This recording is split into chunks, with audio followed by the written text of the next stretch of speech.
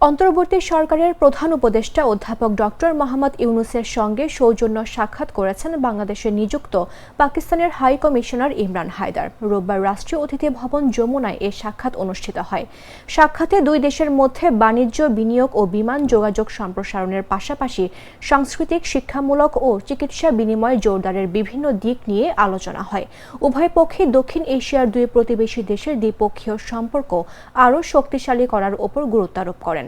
রোববার রাতে প্রধান উপদেষ্টার উপপ্রেস সচিব আবুল কালাম আজাদ মজুমদার এ তথ্য জানান। বৈঠককালে পাকিস্তানের হাই কমিশনার ইমরান হায়দার জানান, গত বছরের তুলনায় বাংলাদেশ-পাকিস্তান দ্বিপক্ষীয় বাণিজ্য 20% বৃদ্ধি পেয়েছে। তিনি বলেন, দুই দেশের ব্যবসায়ী মহল নতুন বিনিয়োগের সুযোগ অনুসন্ধানে সক্রিয়ভাবে কাজ করছে।